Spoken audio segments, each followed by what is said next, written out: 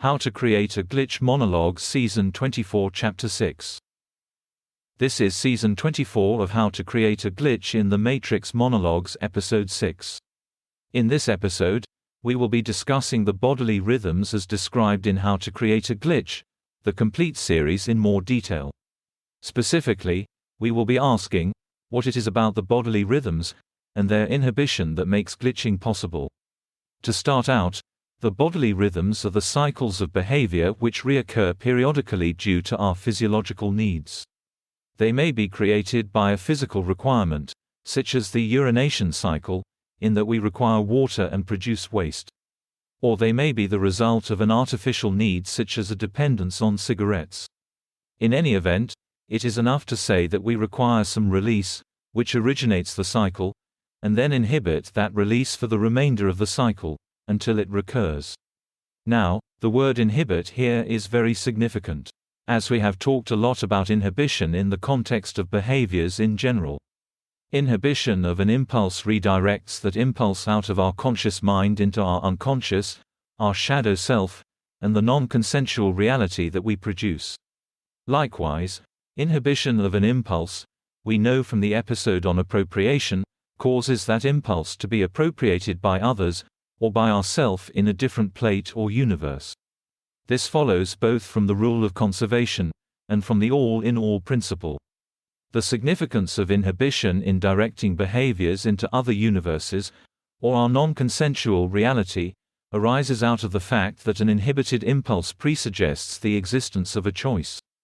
That choice becomes a splitting in the regular conscious stream of our experience into two or many options, depending upon how long the inhibitory period is. Likewise, we also know that sequentially linking two inhibitory impulses can have the effect of creating a switch from one pathway to another, from one universe to another, as provided by the example of disappearing object phenomenon. Let me explain. Suppose you are outside smoking a cigarette. Suppose sometimes you smoke 2 cigarettes in a row, and sometimes you don't.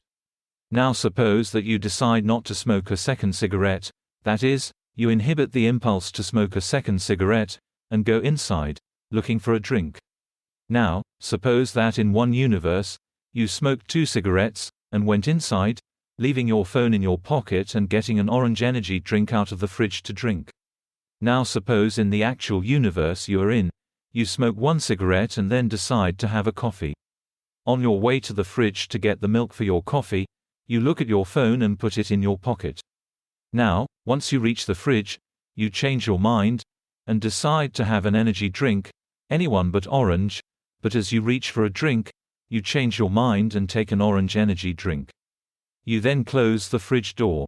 You check your pocket and the phone isn't there. You return to your jacket and find it in the pocket. Now, how did this happen? Well, the first inhibited impulse created a divergence, a splitting of one path into multiple paths.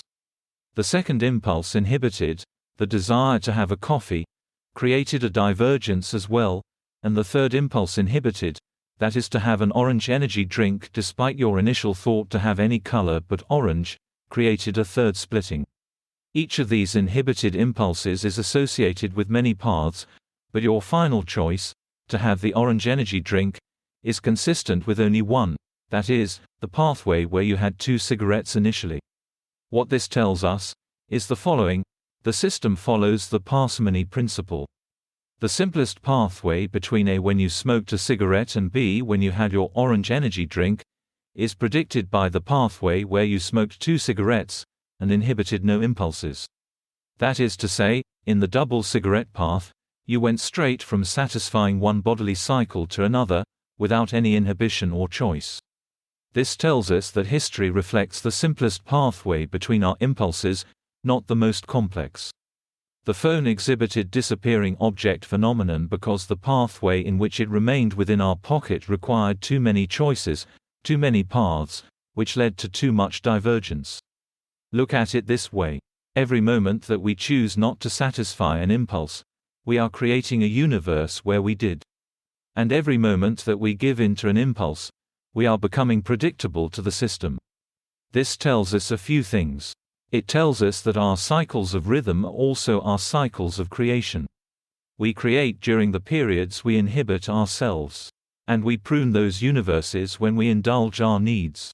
We go through these creative cycles according to our needs.